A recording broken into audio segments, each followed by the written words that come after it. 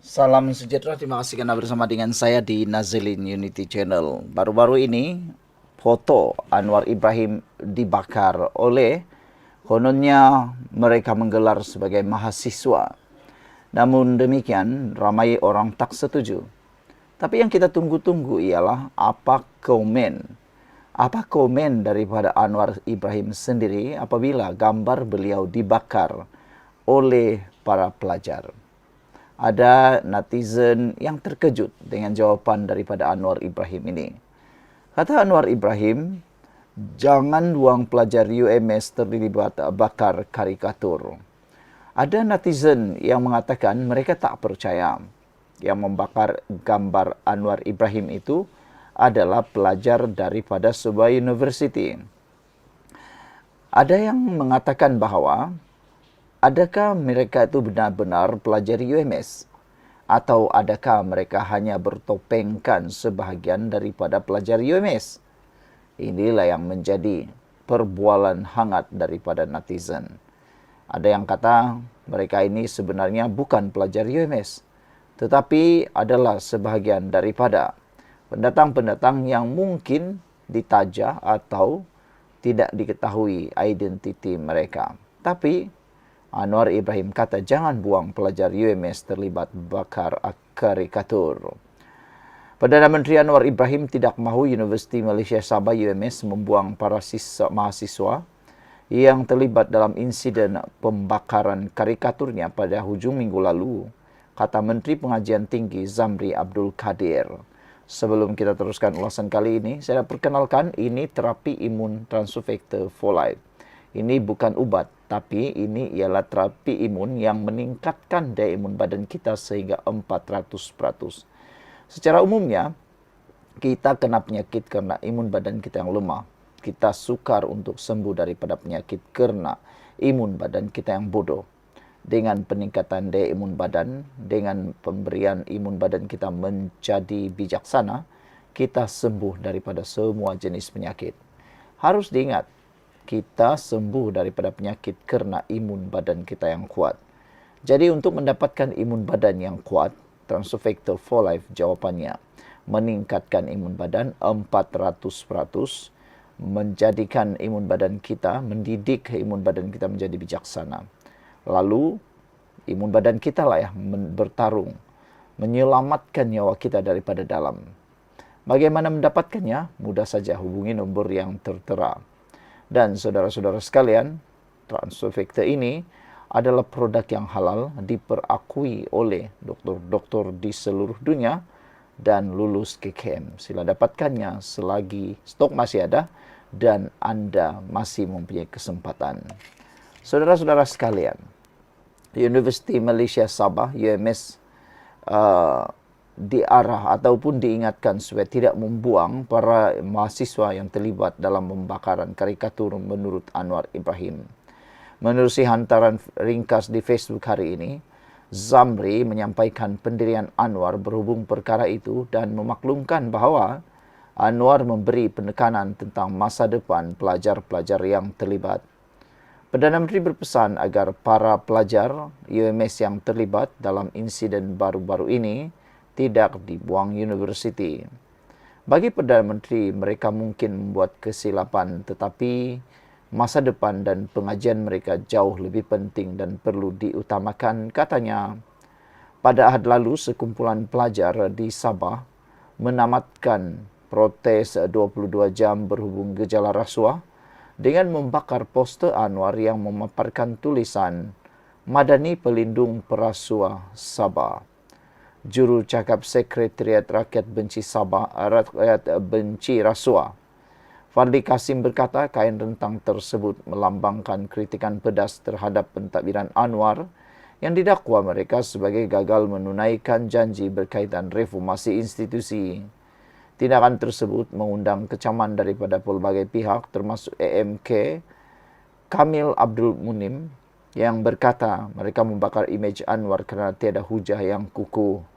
Bekas Ketua Pesuruhjaya SPRM Zulkifli Ahmad pula berpandangan tindakan itu berisiko menjejaskan perjuangan yang dibawa dan menggesa agar tindakan dilakukan secara terhormat dan bukannya dengan tindakan yang merosakkan maksud serta nilai perjuangan.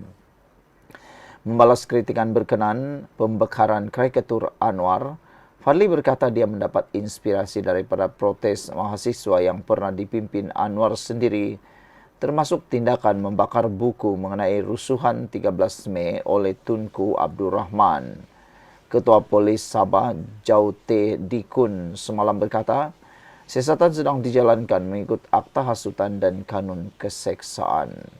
Sekian dulu untuk kali ini, jangan lupa tinggalkan komen Anda. Salam sejahtera, terima kasih karena bersama dengan saya di Nazilin Unity Channel. Direct to the point. Saya rasa Anwar Ibrahim tidak akan tumbang sehingga PRU 16. Kenapa saya katakan seperti itu? Ikuti terus ulasan kali ini sebab kita akan merungkai siapa sebenarnya yang akan tumbang dan siapa sebenarnya yang akan tetap bertahan. Baiklah, pertama sekali, ramai orang yang mengatakan terutamanya Papa Gomo hampir dah 10 kali lebih dia meratib kononnya Anwar Ibrahim akan tumbang bulan ini, bulan itu, bulan ini, bulan itu sampailah munculnya bulan 13. Bulan Disember, lepas tu bulan Patande. Macam itulah. Dia meramalkan konon Anwar Ibrahim akan tumbang, tumbang dan tumbang. Tapi netizen menjawab, kata mereka, siapalah Papa Gomo ni sampai dia boleh meramalkan Anwar Ibrahim tumbang. Sedangkan dia sendiri tak boleh langsung menanggung tanggung jawab. Ketika menjadi polis, dipecat. Baru jadi polis dah kena pecat. Ini kan pula jadi ahli parlimen, kata mereka. Bagaimana agak-agaknya kalau Papa Gomo jadi ahli parlimen? Okey, kita lupakan Papa Gomo. Kita nak fokus kepada isu. Adakah Anwar Ibrahim akan tumbang dalam turun Anwar akan datang ini?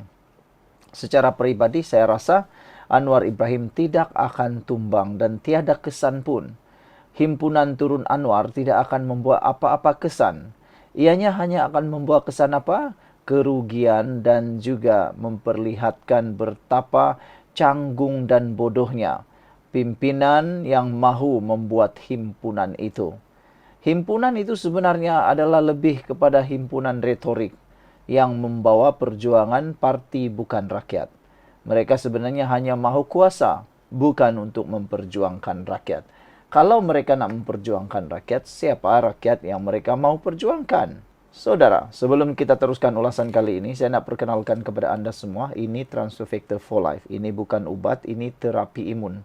Terapi imun ini meningkatkan daya imun badan kita sehingga 400% dan meningkatkan imun badan kita, serta mendidik imun badan kita menjadi sangat bijaksana. Secara ringkasnya, kita kena penyakit karena imun badan kita yang lemah, imun badan kita yang menjadi bodoh. Oleh sebab itu, sukar untuk kita sembuh daripada penyakit dan kita mudah kena penyakit. Jadi, kalau anda nak tanya, Transfer Factor ini boleh merawat apa penyakit? Jawapannya, dia tidak merawat penyakit tetapi dia menguatkan imun badan kita supaya imun badan kita sendiri lah yang merawat penyakit tersebut. Jadi sesiapa yang berminat untuk mendapatkan Transfer Factor for Life ini, hubungi nombor telefon yang tertera, WhatsApp. Dan selain daripada itu, produk ini adalah produk yang diiktiraf oleh doktor-doktor di seluruh dunia. Produk ini lulus KKM dan halal. Baiklah, kita nak teruskan cerita tentang adakah Anwar Ibrahim akan tumbang? Jawapan saya sudah beritahu tadi. Anwar Ibrahim tidak akan tumbang. Pertama sekali, pembangkang sekarang tidak mempunyai modal politik untuk mahu menumbangkan Anwar Ibrahim. Balik-balik hanya menggunakan isu-isu picisan. Mereka hanya menunggang isu-isu yang tidak berguna. Isu-isu yang mana mereka makan sendiri ataupun ditelan sendiri. Contohnya, baru-baru ini mereka cuba nak tunggang isu Abang Belon, tapi tidak berjaya.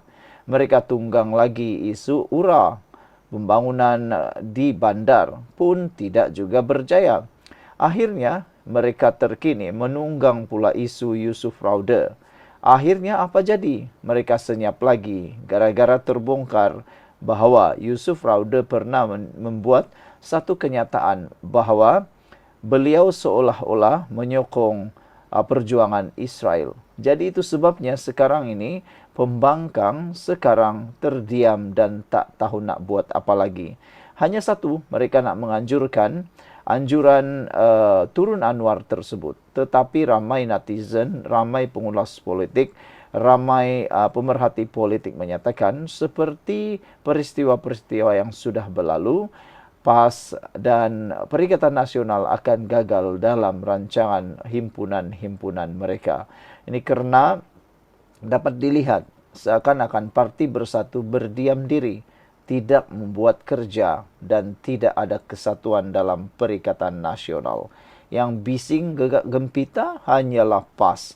Parti Bersatu dan Gerakan entah kemana. Gerakan pun tak tahu masih adakah, masih hidup atau tak. Jadi, saudara, sebabnya kenapa Anwar Ibrahim tak tumbang kerana tiada isu yang boleh dikaitkan dengan Anwar Ibrahim.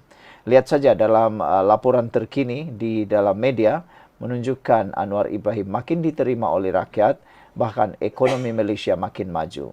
Jadi sebelum kita teruskan ke ulasan yang seterusnya, kalau anda suka dengan ulasan kali ini, tinggalkan komen anda.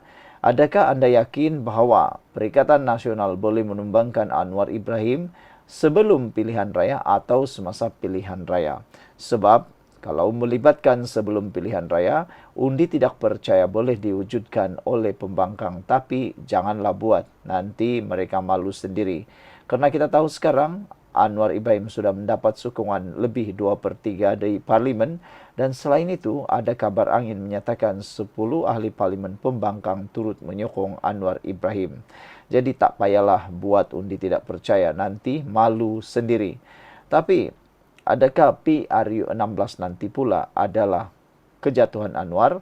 Saya rasa kalau Anwar kekal bersama, kalau kerajaan perpaduan ini kekal bersama dengan Barisan Nasional, amatlah mustahil untuk kerajaan perpaduan ini tumbang. Kerana jika dilihat termasuk kerusi Parlimen Pagoh yang dimiliki oleh Muhyiddin, kalau Pakatan Harapan Barisan Nasional bergabung dalam satu undi, kerusi itu juga akan hilang daripada pegangan ataupun daripada sandangan Muhyiddin Yassin. Jadi Muhyiddin akan kehilangan kerusi. Bagaimana pula pendapat anda semua? Sekian dulu untuk kali ini. Jangan lupa tinggalkan komen anda. Bye-bye. Salam sejahtera. Terima kasih kerana bersama dengan saya di Nazilin Unity Channel. Ketua Polis Negara dimaki hamun, Agong dicarut, Anwar Ibrahim turut dicarut. Ketua Polis Negara difitnah. Suka-suka saja orang fitnah. Baru memulakan tugasan sudah mendapat fitnah pula Ketua Polis Negara kita. Agak mengecewakan, perbuatan yang tidak bermoral atau perbuatan yang tidak bertanggung jawab. Namun demikian, yang hebatnya Ketua Polis Negara terbaru selepas beliau difitnah, selepas beliau dikatakan terlibat sebagai ahli politik, ini jawapan balas Ketua Polis Negara terhadap netizen. Nampaknya Ketua Polis Negara yang baru ini pasti akan menyengat, berbisa kerana beliau tidak menunggu lama, berdiam diri apabila diserang.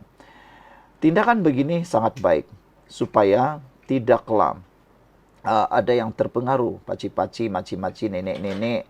Biasanya mereka ni mudah sangat terpengaruh dengan fitnah yang ditabur di mana-mana media sosial. Tidak pernah terbabit dengan mana-mana parti politik sepanjang 38 tahun bersama PDRM. Itu kata-kata daripada Ketua Polis Negara yang baru.